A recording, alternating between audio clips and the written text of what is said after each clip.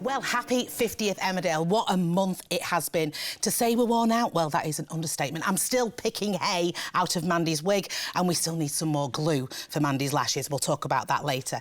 But who was in the hot seat? Who was the joystick behind all the month's brilliant episodes? Well, they're here today. The three directors that made all the magic happen. Joining me, we have the lovely Ian Bevitt, Tim O'Mara and Michael Lacey. And Tim, you've worked on the show now for many years, and I love working with you, as you well know. But what about us? We'll get there. I mean, chop liver. You know I love working with you. No, I understand. But Tim, for you, what keeps you coming back to Emmerdale? I don't say the money. Wow. No, that's a really good question. I think it's really well written. And in particular, what I really love is the difference between interior sets and exterior. And I think Emmerdale's got the best exterior set of any show I've ever worked on. The idea of going to a village and being able to shoot 360 degrees is probably the most enjoyable experience you could have as a director. And then the other thing that happens is if there's a lamppost in the way, everything's set as a film set. So if I say that lamppost, I'd love if that was moved. Art department go over there and drop it. So, we had the budget, we knew where we want to go, because there was a lot of hub that we were going to be doing a live, you know, and we've done a live before, but let's be honest, boys, the audience love the fact that Emmerdale do one thing, we do the stunts really, really well. Would you agree? Yeah. And of course, when you go for awards, they want the big explosions, they want that trickery, and obviously there's a lot of work that goes into that. Do you have a big meeting? Is it all with the writers, or were you given the scripts? Yeah. So did you have a lot of say in what you wanted within the narrative? Yeah, it was massively important to me that you empathise with her.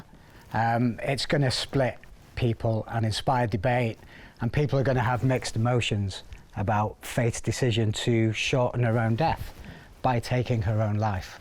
And I think what was massively important to me is understanding why she made that decision. What a fantastic day we had yesterday, eh? Me bunding you into the back of that van, and you thinking I'd lost the plot, didn't you? And then your face when you saw everyone. So editorially, when we went to the directors' meeting, it was kind of everything that was important to me. I think there are a lot of people, unfortunately, who've kind of witnessed loved ones and witnessed people with terminal illness, you know, kind of pass. And I think it's a massive responsibility, isn't it? You know, in order for people to kind of move people and see their stories and their experiences on screen. So I think editorially, everything that meant to me, you then go in and pass that on. And then that got filtered through into the scripts. Yeah, absolutely. So I was really happy with it at the end. Brilliant. So the three of you have been chosen, the scripts have been delivered. Now when the three of you are in the canteen, are you arguing about who has the better budget? Like, you knew that you were going to be doing that element? Well, no, but Tim and I worked quite closely together, and we actually held script meetings together with the writers, and we got our own view of what should happen, and a lot of it was about us saying we don't need scenes that we would normally get in a standard Emmerdale, and both of us wanted to cut back on the sort of more dialogue-led scenes. Yeah, dialogue-led scene, exactly. Yeah. I mean, we were both saying let's cut that dialogue. Yeah. Partly because we were working against wind machines. So trying to have dialogue, screaming and shouting in the street, you're only ever going to say the minimum of dialogue that you need to say. Let's get out of here, or you know, I'll see you at the pub or whatever. Because the rest of it is not dialogue that you would normally have in the street. So Tim and I were involved very early on with the script meeting, and the writers took it on board that we were all we wanted was action, as much as anything, was to drive the whole thing along with action. And that helped kind of refine where the money went, I think. Yeah. Do you agree, Tim? Yeah. And we were able to work together, really. We look at those scripts, and literally there isn't a way of telling the story without visualising certain scenes, and certain scenes, and particularly the context of the village, will need more establishers. And normally in Emmerdale you don't have any establishers, and that would be an exterior of a house, and then you move to the interior. And in order to tell this story of the storm, we had to give the village a character. And it didn't have a character in the script, because you can't write that. And the only way we can give it a character is by looking at aspects of the village, which might be the wool pack, which might be the bus stop, which might be the shop, which might be the cafe. And we have to get things to happen to it. So we were almost giving the village a voice, which it's never been given. But if you ask us what the 50th is about, it's about the village, because that's the only constant. And so we would always try to create that character. And the writers didn't know how to do that. They can write narrative, but you can't write for something that's almost structural. So we more visually driven than it was dialogue driven. It might not have been the case with Mike. Just Mike's was a more emotional story. It's funny you should say that though, because we ended up stripping a lot of dialogue out of our block as well, just because of Faith's decline. Yeah. And with her decline, sometimes, I mean, she was kind of saying goodbye. Yeah. So lots of different characters throughout the block, and because she knew that was the last time that she was going to see them. And there was just too much dialogue.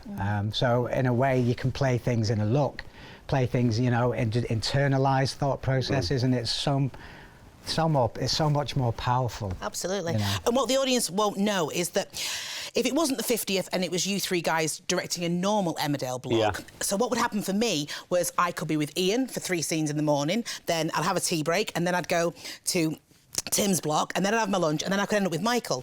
What we did now here was they were isolated stories. So for me personally, I was very much as Mandy isolated with Tim's block, which was the caravan stunt. So I feel now is the best way that we can move directly onto your ideas and where they all came from, and how proud you now feel, Tim, from actually that moment when you were reading the script and the enormity of what we created, and with the schedule as well, because you were only given, you know, as always with all soaps, time is never on our side, and they always go, can you do that any quicker? You didn't have a lot of time, did you, to create what you've created, the end picture? No, we didn't have a lot of time, but that's our job as well. Our job is then to make the best of that time, and also to strip back the dialogue, which is what we did. Yes. And am I proud of it? Yes, because I've seen it. And what I'm particularly proud of is we used film cameras this time around, the Aries, which means that the lenses were much more accurate, and we had focus pullers, and normally we don't work with focus pullers, which meant we could be much more ambitious about some of the shots we were trying to do.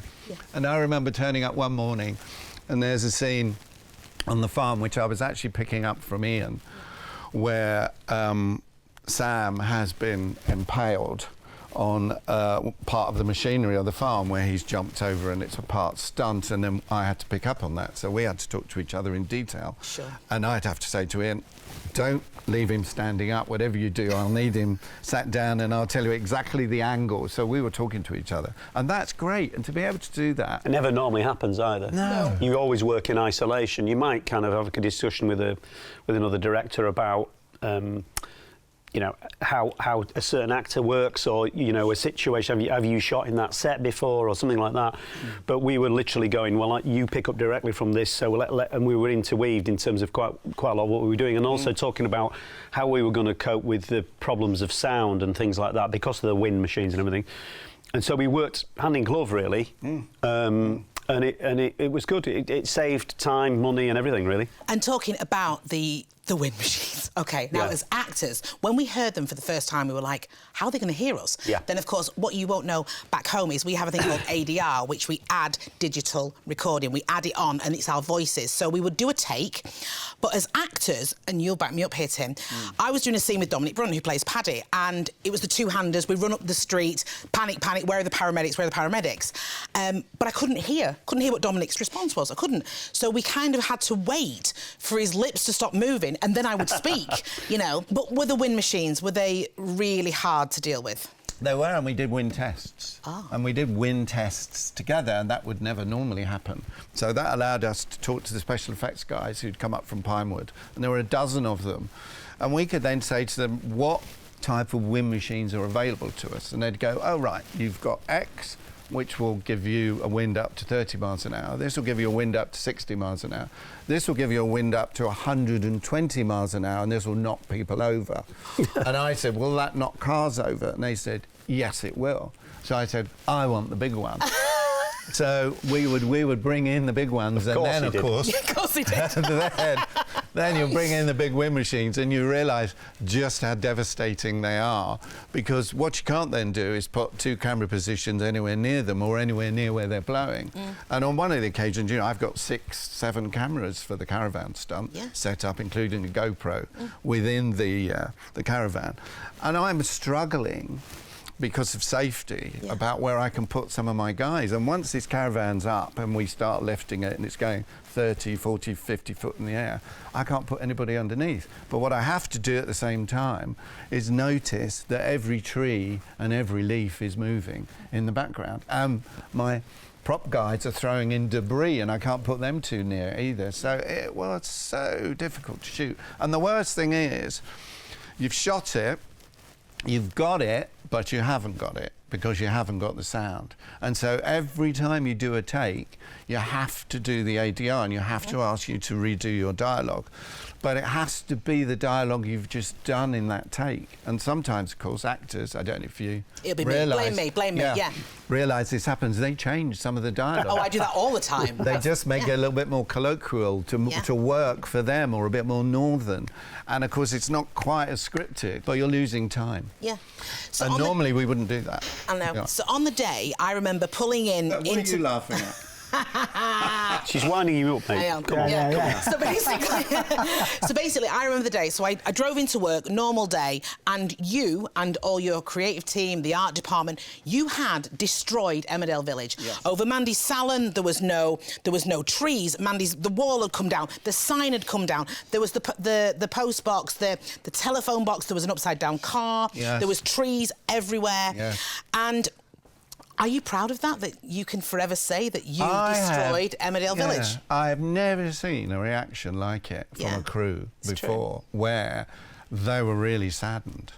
And they're going, what have you done? Yeah. And I said, no, I have to do this, because otherwise you will not believe that the wind is strong enough to move a car, take a telephone kiosk down, take out a wall, take out the front of the shop, and lift a caravan up in the air and drop it. The caravan's half a ton.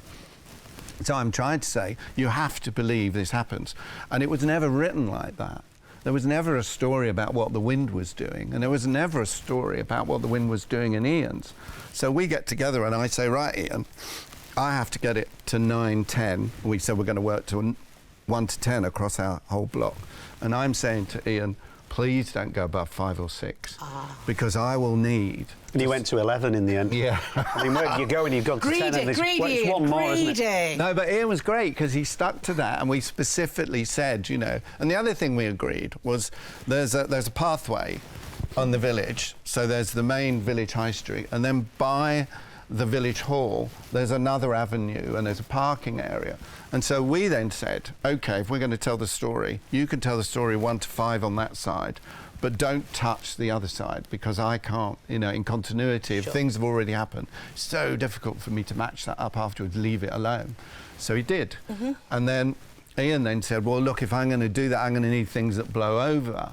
So Ian had the idea of having a party for the wedding guests with much lighter areas like trestle tables and stuff. The kind of market stalls that would blow over. Yeah, and you can get stuff there visually. Yeah. And I'm saying, and Ian's saying, are you all right with that? And I'm going, I'm great, because light trestles will move 1 to 5, but don't come on the other side of the street. So already we're in harmony, but B, we're restricting what each other can film. And that's what directors do. Yeah. And am I right in saying, I know the answer to this, but we kind of had 9 attempts, didn't we, at the caravan drop? Yeah. We did. We did. It wasn't meant to be. 9. It was. There was 9 attempts. 3, I think, in the end. But in the placement of it, in the placement of where you wanted it to be. On the day. Yeah, well, we had a machine, you know, a great big sort of truck, which is called a Manitou, and the Manitou has an arm which will do that, but it will also extend, but it will extend to like 50, 60 foot. But it's brilliant because it has much more control, and what we had to do was literally drop this caravan from 60 foot. Wow. We've got Liv on one side and Vinnie on the other side, and she's seen it moving towards her, and we've pushed it down the street and moved it at speed down the street. And I can tell you, in the edit, it looks fantastic with her being chased by the caravan. It's brilliant, even though I say so myself. But you watch it being chased down the street, and then the Manitou, they kept saying to me, well, how do you want it dropped? So I said, well, it's got to look like it's been lifted 10 to 12 foot and then over the shop front and then dropped. And they said, we can do that. And yeah, we think we can do that, and we think we can drop. And then I watched them as they're doing it. And of course, the Manitou's moving at 3 miles an hour. And I'm going, cut, cut, cut. Are we saying that's as fast as it can go? And they went, yeah, safely, because we only had one caravan. Yeah. If I had 2 caravans, I could have been a bit more rugged and gone for it and maybe destroyed it. And what you would normally do on a shoot like this is have 2 or 3 caravans. How many quad bikes did you have? 3. Yeah. There you go. There you go. You know. See. But the other thing we were trying to do is we were trying to leave Liv and Vinny in it still, so it looks like it drops on them. So we've locked off one of the cameras, locked off another camera from each of their POV. Yeah. And we've put them in CGI. And to all intents and purposes, Liv, God, she's fantastic. She's phenomenal. She looks fantastic, and she looks there. And when they dropped it from 64, it has to land there on her. It landed within 2 centimetres of where it was meant to land.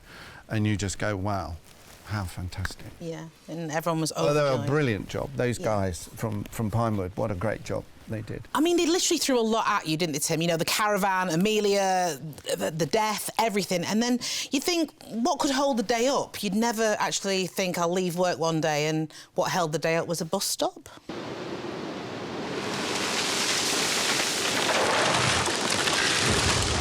What happened there? Yes. When I first mentioned that I wanted to destroy the bus stop, everybody got a bit upset. And they said, you can't do that, it's iconic and it's wooden. So I said, OK, well, we'll make it a legacy story. So if the bus stop goes, the idea is the community come together and they talk about the need for a new bus stop. And of course, the local bus company want to put in a glass one. And they go, oh, we don't want a glass one, we want a wooden one, which was like, you know, so they said, OK, you can destroy the bus stop. You got your own way. Yeah, and in order to do that, what I wanted to do was give the idea that there was a hurricane moving through by the back of the vets and was knocking the trees down on the way. So we set the tree up and they wire it, bump, and they cut it from the bottom. Then we hide all of that, and then the idea is they pull it from the top, and it's actually on a snap device at the bottom, so the whole trunk goes bump, and it comes across straight on top of the bus stop. And I had 1, 2, 3, 4 cameras and a rear camera on a ladder pod. Wow. Looking at what it then exposes, because the idea then is it exposes the main road. And for the first time you look straight down the main road, and that's a vision nobody's seen in years. And the reason I wanted to do that was then to destroy the main street later on. So we set the whole thing up and we go action, and the tree goes ka-tunk and bounces back up. So they go, no, we'll have another go, we'll have another go. So they get the old saws out, and they're all zzz, zzz, and they're taking literally. And I said, I want to see the top come off as well. You know, they said, oh no, it should have come off. We don't know why it hasn't come off. So I said, OK, we waste about an hour, we're waiting again till we go, right, and go again, and action. Ka-tunk, ka-tunk, dum, dum, dum, back up again. And we go, what is wrong with this bus stop? I can't believe it. Doesn't want to go. Third go. Crunch, crunch, but only the front part of it goes. Oh. And the bottom part still hasn't gone. So I said, well, actually, that's fine, because on this angle, if I'm going from the rear, I can use the top, I'll cut back round to the side, I'll use the side shot from here from the reveal on the slider, and bang, so we got it after 4 takes. And you were happy with what you saw? Oh, it looks great. And in the end, of course, it actually looks like it's exploded by the time you've cut in between all of those shots, and it all goes in the right direction, and then there's the reveal. So that works beautifully, yeah. Gorgeous. But it just goes to show these things aren't easy. No, the thought was there, but put it into practice. We're really lucky with the cast that we have here on Emmerdale. But Tim, for you did predominantly work with the young ones. You know, you've got phenomenal Daisy Bradley, I'm biased, plays Vinny, and the incredible Isabel Steele. Ian, you know, Tim had the younger cast. You had a different kind of cast. You had plenty of cows. Yeah.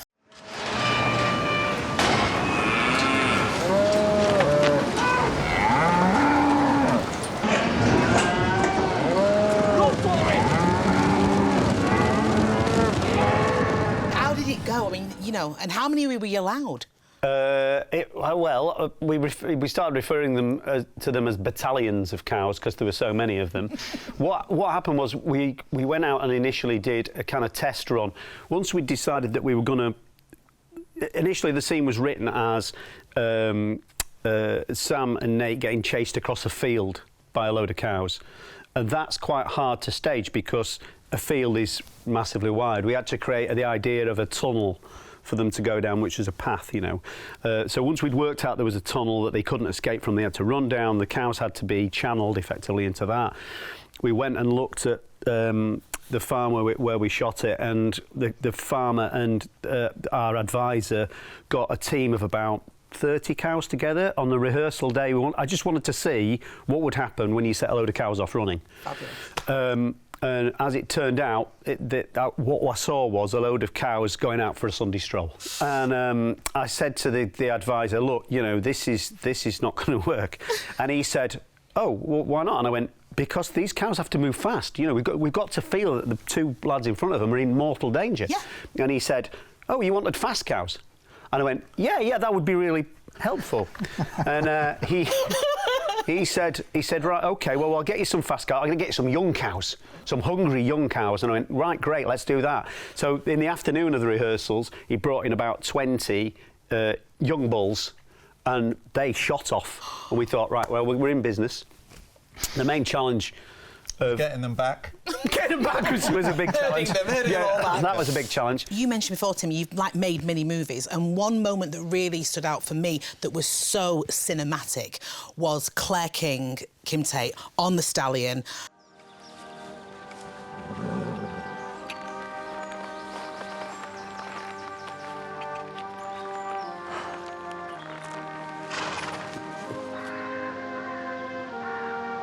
What was it like creating that shot, and how did you create? Because, I mean, it was so cinematic. So what I did was I watched the very first episode, which opens with sort of Lady of the Manor riding her horse across Yorkshire countryside. So I thought it'd be a good idea to kind of, you know, pay homage to that and kind of look back at how the first episode of it, which is on YouTube, everybody can see it. There's nobody speaks for about 5 minutes in the first episode, and there's a lot of Yorkshire countryside. And I think, I'm sure we all agree, that the Yorkshire countryside and that village is a major character in this show, and it's the USP of the show. Yeah. So I wanted to put plenty of that at the very beginning, so that you would have this idea of, here's a beautiful village that everybody would want to live in before the carnage happens with Tim smashing it up. Yeah. So what I decided to do was I wanted to use shots of Claire on the horse as the Lady of the Manor on the day of her wedding, riding across this beautiful countryside. So we did several shots of that, and that's ended up it's then turned into a montage, which again pays homage to some of the characters that have passed, because we did shots in the graveyard and all that. The one thing you want to do, particularly when you have a piece as difficult as he has to do, is to let it breathe. Yeah. And that's all we were trying to do, is let it breathe and let people take in the scene, and let them enjoy the countryside. And now we'll do something, and then they'll go, wow, boom. Doesn't need anything. Basically, let the viewer do the work, isn't it? Yeah. And that's what was so lovely. So when we had the initial press launch with all the producers, with Jane and with Kate and Laura, and the three of them said on the day, what will make this 50th stand out from all the other soap operas? And she said, we'll be doing stunts and trickery that can never be done on any of the other programmes. And I think that's what sets us apart. There wasn't a dry eye in the house. And that was all down to you, Michael Lacey. There's times in your career that you've worked on the show, and I know on other shows, other soaps, you've done a lot of the emotion. Why are you the go-to man? Why are you the go-to man for everyone at home to get the tissues out? I have no idea. I have no idea. But you all, Mike, that's what you get. You get that all the really high-end emotion where you want to literally break everyone's heart at home. You get those blocks. It's a fact. I'm saying that as an artist. Yeah. I don't know what. I mean, say it. No, I mean it's an honour to do storylines like that, tackle storylines like that, because they reflect people's lives. Yeah. And the one thing we've all touched on it. I don't know what the audience is, 3, 4. I mean, it used to be 6, 7 million watching these shows, and you can hold a mirror up and move people, make people laugh, cry, reflect. you know, question themselves. I think the thing with this, with the storyline we've just done is, I could imagine people picking up the phone if they haven't spoken to a loved one for a long time. If anybody who watches these episodes picks up the phone and goes, "Do you know what? I'm going to give whoever a bell and say hi or I love you," then that's quite a big deal, isn't it? And obviously over the week where you did all the final, you know, Faith's death, what's it like for, like, the boys and girls that we have, our beautiful crew, like the camera girls and the camera boys and the sound department, who work with Sally as an actress day in, day out? They don't want to lose her. You know, it's her choice to leave the show. We knew the final elements were happening. I mean, there must have been tears on the set. You must have looked up and, you know, seen Ruth on Boom crying. I mean, am I right? Yeah, no, there was one on the Filey day, fake Filey day. We were on the beach, and it was when Kane and Faith are having their dance, and he very nearly tells her that he loves her. And it was just a block. They were just blocking it. And then basically I went, I think I've been here 14 years now, I think, nearly. And I think I've struggled to say cut a couple of times because I thought I was going to burst into tears.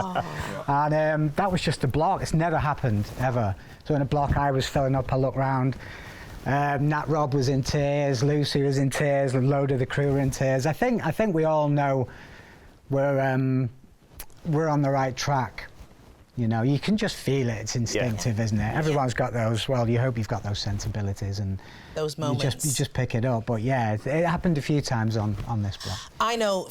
Just prior to when we started filming the 50th, it was on Will Brenton's block, and we did Faith's fake wake in the Woolpack. So it was all the Dingle family, and then she starts feeling disorientated, and she eventually collapses, and myself, Lucy, you know, Jeff, all us, you know, the Dingles, and we watched it and we just said, Sally Dexter as an actor, she is a genius. Yeah. And you've worked so closely with her, and you've obviously, you know, she's gained respect from you, you respect her. How do you create that bond? And what we said today, you know, in not very much time, you know, how do you go into the job and go, you trust me, I'll trust you, let's make it happen? It was an honour to do this block with Sally, because I did a screen test as well. So we've come full circle, which was lovely. But I don't know. Yeah, she is amazing. She's very instinctive, and she trusts us. And you know, and you can build. A lot of work goes on way before you go on set. I think you touched on it earlier, Tim. You know, I do this out of work. It's phone calls way before. It's phone calls in prep. You know, this is how I see it. Do you agree? And lots of conversations, and then even. You'll be filming from 8 o'clock till 7, and then we'll phone each other in the evenings about the next day's filming, and there's a lot of work goes in. Soap can be really looked down on, and but what amazes me is, yeah, you've got all these 33 pages, emotional scenes. You've got Fate's decline, and yet we all turn up and smash it, you know. Some of the scenes we've shot here, I'm pretty sure we're all kind of really proud of certain elements of our work. They would hold up against a drama. Oh, absolutely. That's what we said. We said, me and Emma Atkins actually said yesterday, we were filming in the Woolpack, and we said, there's moments, if that was, you know, a 9 o'clock primetime ITV standalone, it would get a different audience completely, and it would be looked upon different. But because we kind of keep going all the time, it is like, oh, well, it's continued drama. Yeah. But we've proved it. We're up there with the big boys, don't you think? Yeah, I do. You know, sometimes on set when it's like that, it's very intense. It's very intense. You can hear a pin drop. Yeah. And that's when you earn your money sometimes, isn't it? It's when you... Sometimes it's about catching the lightning in the bottle kind of an idea, really. Yeah. That I did the pickups in my block that followed the death, and scenes between Nat and Jeff, and basically all I was trying to do was stop them from going too soon. Yeah. I was just trying to keep a lid on it and just go, just say the words, and I'd like you to be here and here. Don't do anything, because they were like welling up just in the line run, you know, and just at the very beginning of attempting to shoot the scene. And I shot 3 scenes with them, which are about the coming back together of Kane and Moira, and all 3 scenes were shot in one setup, one pass. Yeah. So I knew that they were going to go. and they were going to bring out really good performances. So the challenge for me as a director, and for us sometimes as directors, is to say, right, OK, how am I going to be able to do this in one pass with just 2 cameras and contain everything and get it all in? And all three scenes were done in one setup. Absolutely. There was, I think it was 3 or 4 scenes when Cain discovers Faith's body, really. And it was Cain kind of holding his mum, obviously, which you've all seen. And then it was a montage cutting away to all different characters and their and as life goes on when Cain's in this room, finally telling his mum that he loves her. And it was we just shot it all in one shot. So it was, we decided we didn't need the montage. It was just capturing the lightning in the bottle, the emotional truth in that moment. Yeah.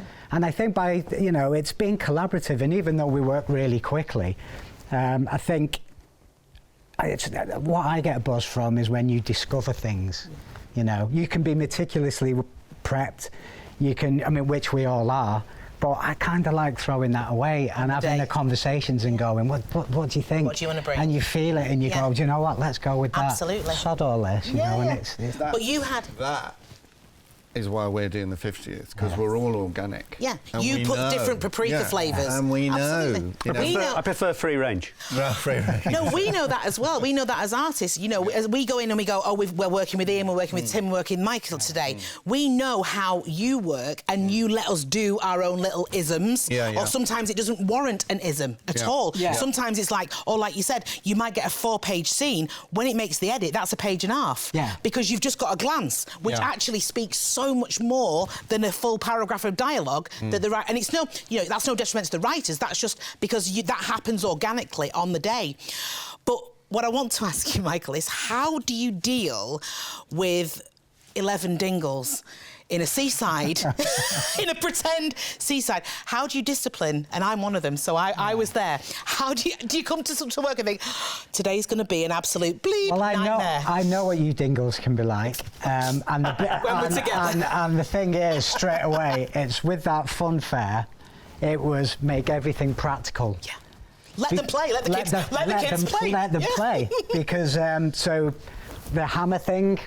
That had to be practical, the hook-a-duck, everything had to work, because I know that when you see it, you're going to play, and then if you play and we just let you loose, then we can get a camera on it, and it'll have some kind of... And the thing with that day, for Faith, it had to be the perfect day. Yeah. It had to be warm, loving, and by letting you loose, it kind of just happened. I think it's that, isn't it? It's...